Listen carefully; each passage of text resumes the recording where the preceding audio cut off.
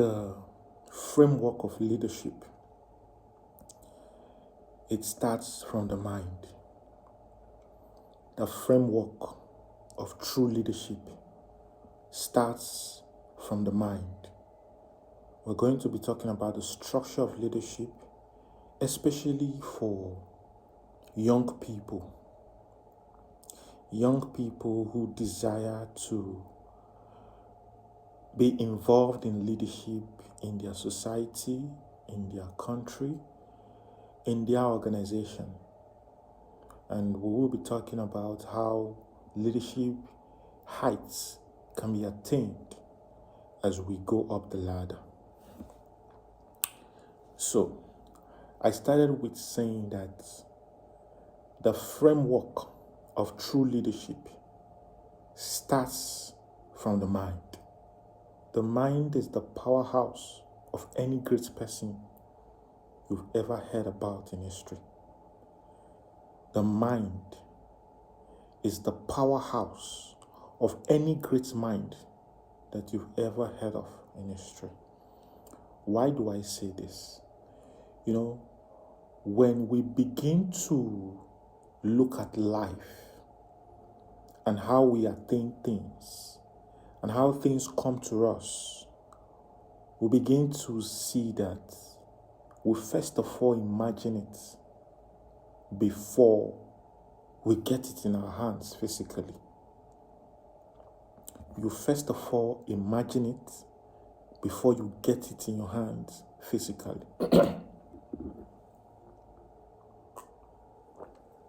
So it is important for you to know that when you desire leadership, when you desire to lead your people in whatever sphere that you find yourself, you must carry this out first in your mind before anything else. You must have the discipline to construct a system in your mind first before anything else. Before you even approach somebody to tell the person that this is what I desire to achieve, you must have been able to build a system in your mind. Yes, that's the first strategy of leadership. There's nobody who has ever fallen into the throne of leadership by mistake. There is nobody who has ever found themselves on the throne of leadership by mistake. At some point, they envisaged it. They thought about it. They spoke to themselves about it when no one was there. Yes. That is how important your imagination is in the aspect of leadership. So I ask you this question. What are you telling yourself? What are you telling yourself at this point? What are you saying to yourself when you are alone? What are the kind of words, what are the kind of dialogue going in your mind? I'm talking to you who is a leader, who desire to lead your people. What is the kind of conversation that you have with yourself when you are alone? Sometimes when you go on social media and you see people talk about how they see leadership, how they perceive leadership, you just shake your head because it is from the abundance of the heart that these people are actually speaking. It is from the abundance of their hearts that they're speaking. Someone would wake up in the morning, meet a news online, and will make statements like, this country is never going to be better because we can never have good leadership. I'm not talking about a particular country for this conversation. even though I'm Nigerian and I'm an African, I'm not talking about my country. And I'm using this as an example. When we begin to have dialogues that are full of defeats, dialogues within us that are full of defeats, we begin to mirror such internal dialogue into our society. We begin to put that kind of conversations into the lips of our countrymen, of our people, and of course, of everyone around us. When we fail the tests of internal dialogue, we fail the test of countrymen having a conversation for forward movement. I'll repeat that again. When we fail the tests of internal dialogue, we will always fail the test of dialogue between us as countrymen. If you have a dialogue within you of victory, you find yourself speaking victory, even in the face of defeat. Yes. You find yourself speaking victory, even in the face of defeat.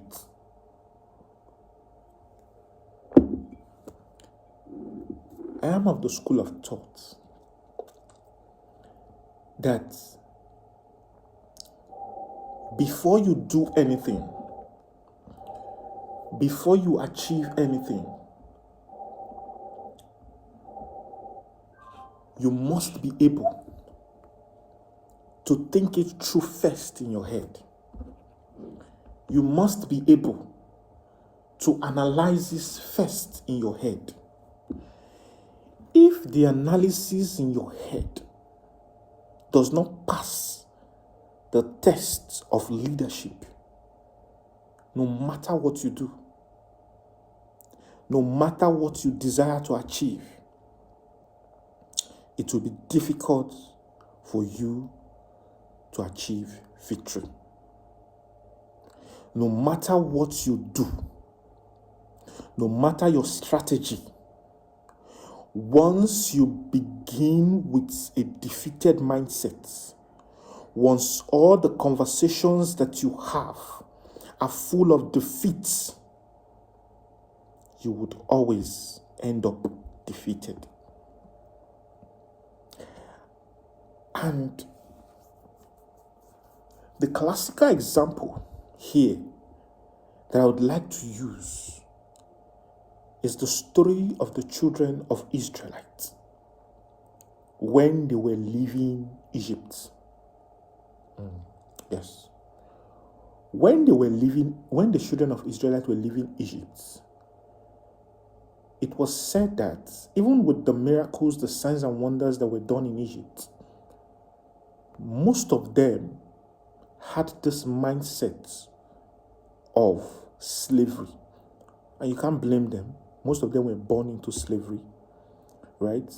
You know, the story that led them into slavery was Joseph being sold by his brothers into slavery in Egypt, and he was able to interpret the dream of Pharaoh, and he was made a prime minister in that government, and he was able to avert be able to curtail the 7 years of famine in Egypt.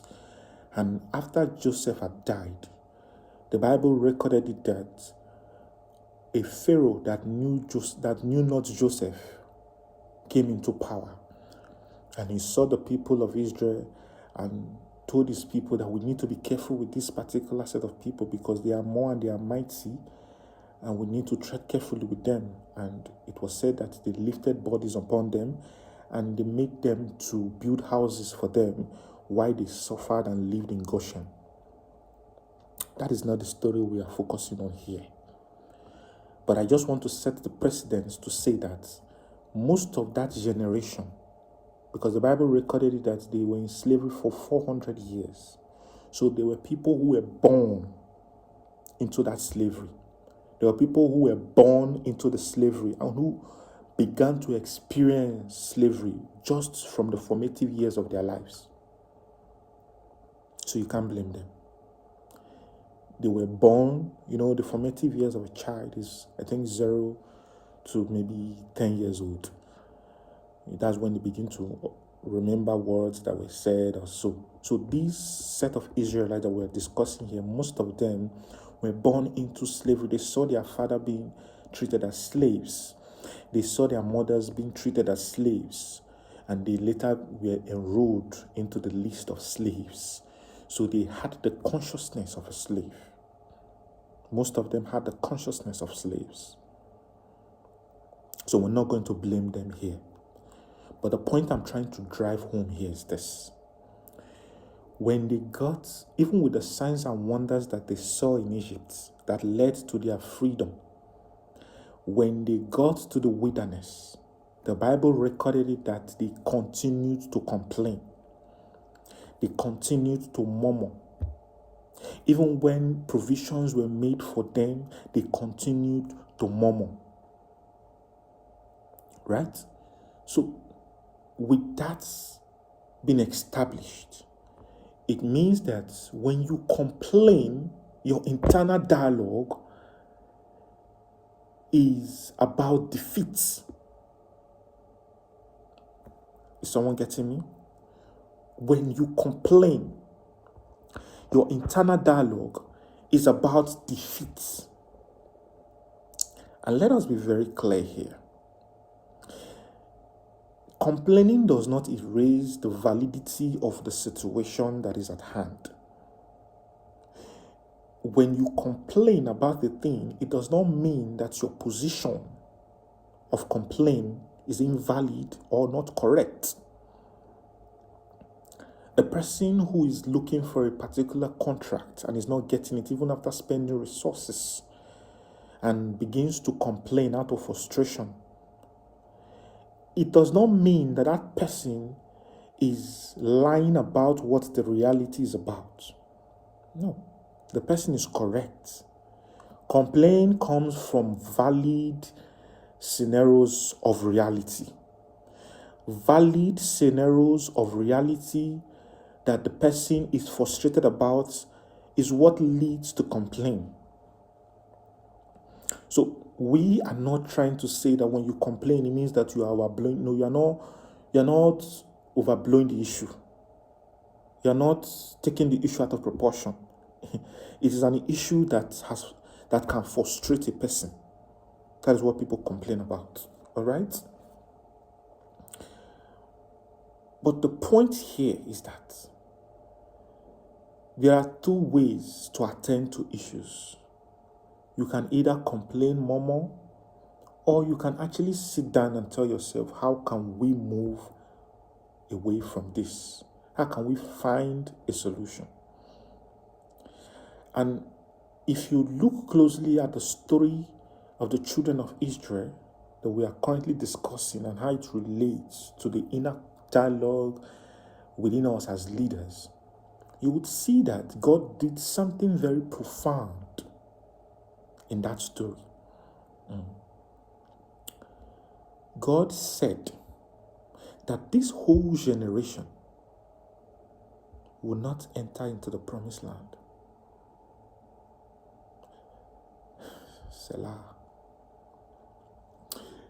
This whole generation would not enter into the promised land. So God, according to the Bible, delayed their journey. A journey that was supposed to take them a few days took them years. And most of them died in the wilderness. Do you know why God did that?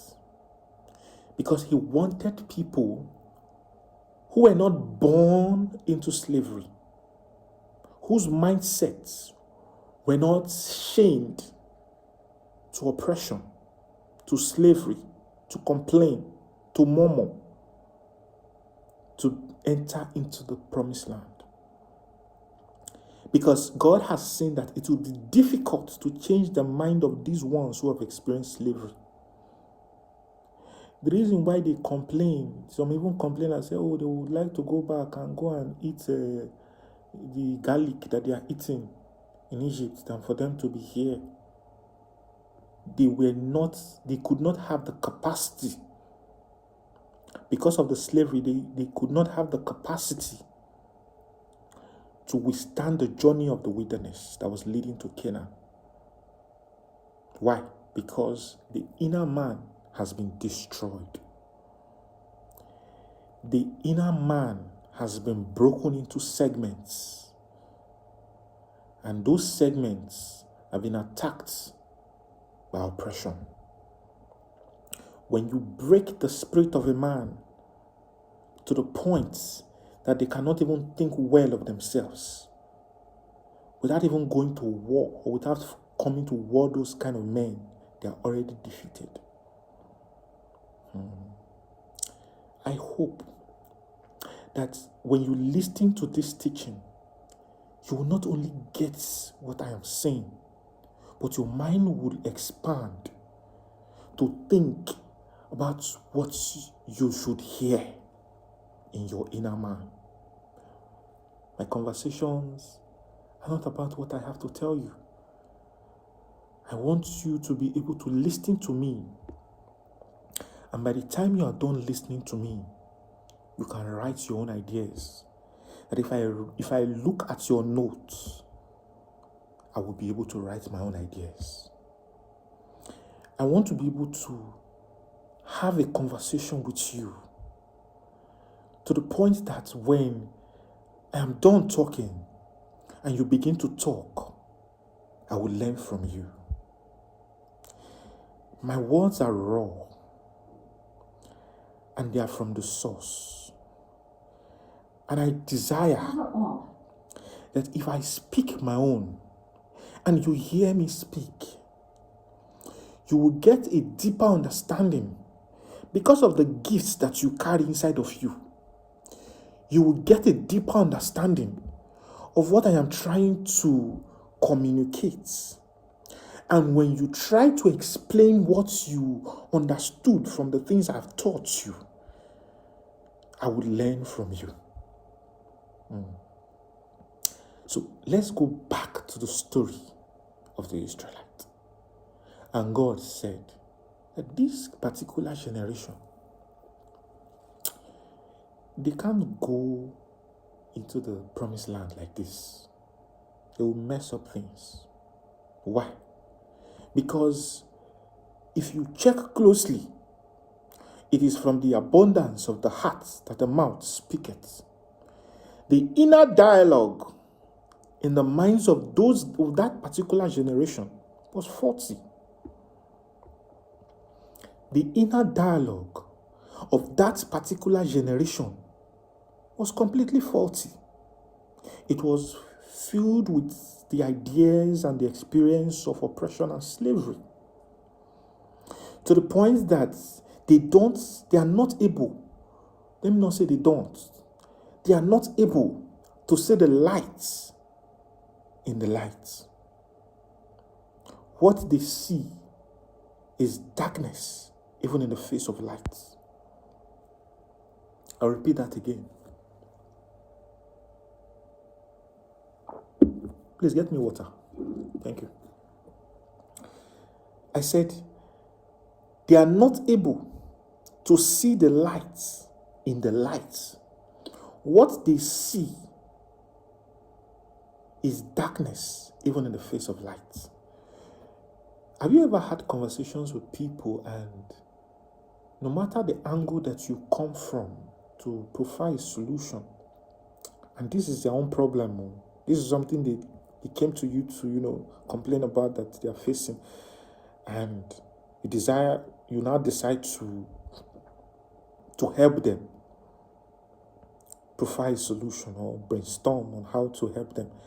And these people keep on saying, anytime you bring a solution, checkmate you and say, oh no, it can't work. Why? Because of this, because of that. You bring another solution, they say, oh no, it cannot work. If it will, I'm not saying that when people prefer solution to you that it cannot be wrong.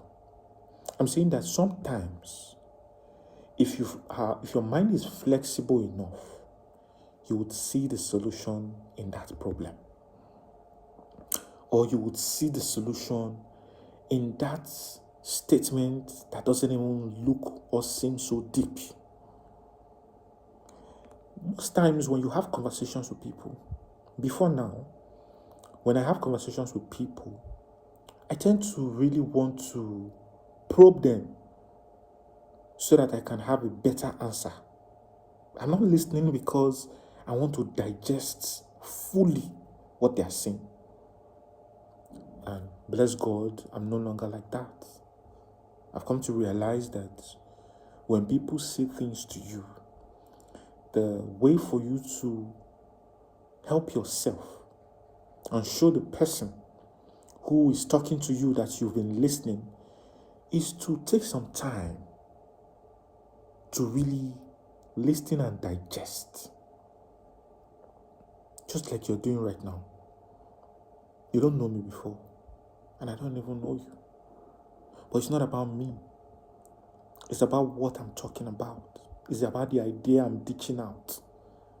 If you find it impressive, and you think that it is something that you want to work with, take it to the bank. It is not about me. It is about the ideas. So, we've been talking about the first way to build a system of leadership. The first structure to put in place as a leader. And we spoke about the mindsets, the inner dialogue within you. And we've come to the example of the children of Israelites in the wilderness while they were leaving Egypt to the promised land. And I spoke about why God did not allow that generation that experienced full-time slavery to be admitted into the promised land. And it allowed a new generation to go in. The reason is that God knew that there was nothing that could be done to change their mind when it comes to their inner dialogue. There's nothing. There's nothing.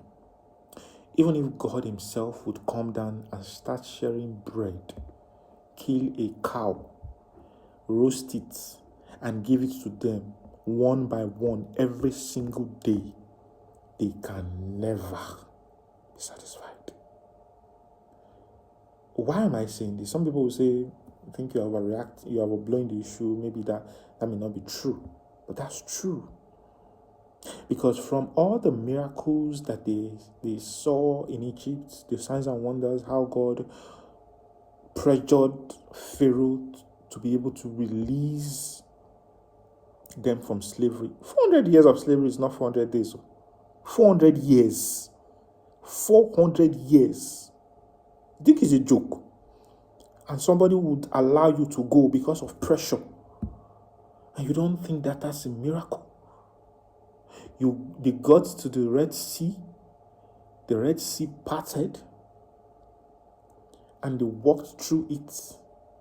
That is not a miracle?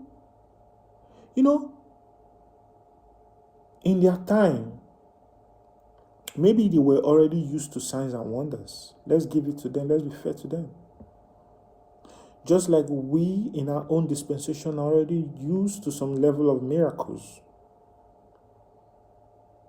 When some good things happen to us, we're involved in maybe a ghastly accident and we survived it, we complain about losing the car, not knowing that if we had been involved in that accident and we broke a leg or the legs or an arm and we are admitted in the hospital, we could actually end up selling that car to try to survive. So maybe the children of Israel at that time undermined the miracles that they saw, just like you are currently undermining some of the miracles that are happening within you or around you. I beg your pardon. When we begin to undermine God's blessings around us, it is very possible for us to always see ourselves as lesser beings. It is very possible for us to see ourselves as not as not as the people who are not who do not deserve the things that God has given us or God wants to give us. You started a business and you don't think that starting that business is a miracle on its own. There are people who are still looking for that capital that you were able to get access to start the business. People are still looking for that capital. They don't have it. They don't have it. As we speak, some people are still looking for that capital. Some people are even taking loans from microfinance banks and commercial banks just to start up a business. And the amount of pressure on them is enormous because they need to start paying interest and all that. But you were able to start a business from your savings, or maybe someone was able to lend that, maybe give you money to start up that business, and you are able to start up the business, just that you're currently facing some challenges in the business. You don't really see that starting that business, first of all, is a miracle. You're not getting as much sales as you want, and you think you are the worst of all people who are actually living. We must begin to see the good in the things that we do. We must begin to see the good in what is happening around us. If you want to become a very successful leader, you want to be an example of true leadership, the conversation must begin from your mind. Your inner dialogue must begin to experience change, positive change. You must begin to tell yourself that you are blessed, that you being alive is a blessing, and that you have people around you who still believe in you, who can still vouch for you, who can still stand for you, even in the face of difficulty. You must begin to have that inner conversation that you are privileged. You must begin to have that inner conversation within you that you have what it takes to get to that height in leadership. Because if you don't start with that, anything I will tell you in the subsequent videos will be useless. This series is on leadership, and the first thing that we're discussing here is the mind. We may go on and on to talk about this mindset of a thing if we don't take our time to understand what it really entails. Leadership must first of all begin from the mind. Whether you are living in the trenches, whether your father is a billionaire, whether you are living in a third world country, whether you are living in a civilized or first world country, if you do not have the mindset of a leader, you cannot conquer. You cannot rule. You cannot lead. You cannot. You cannot. I tell you the truth, you cannot. It will be very difficult for you. Because every time you meet a challenge, you'll fade away. You will fade away. You will. Now let me end this and just make this analogy. Do you know that being a leader is going in the direction that no one has gone before? A leader is a pathfinder. A leader is someone who creates new paths where no one has ever created before. You can actually be leading in a department that has already been in existence. But your initiative, the ideas that you will bring to that department will be new. So you will face resistance. Strong resistance, weak resistance. Resistance is resistance. Most of the times, the people who are already there, the institutions, the systems, will exercise some pushbacks on you. If you do not have a mindset of leadership inside of you, you will fade away. The wind will blow you away. You must have that conviction within you first that you are able to achieve this. I'll end with this story. Nelson Mandela, of blessed memory. When he was arrested, He stayed in prison for 27 years. And if he had not envisaged or had this inner dialogue within him of what the future of his country would be like, he would have made some compromises. You know, even after the 27 years of Nelson Mandela's imprisonment, when he came out, he became more refined. Just as gold goes through fire and comes out better. That's how the 27 years made Nelson Mandela a better leader.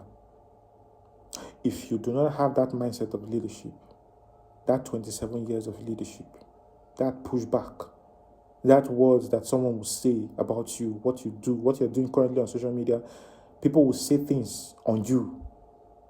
People, especially people you love, they will say so much to you. If you have not had that inner dialogue within you, that 27 years will eat you up. Stay blessed.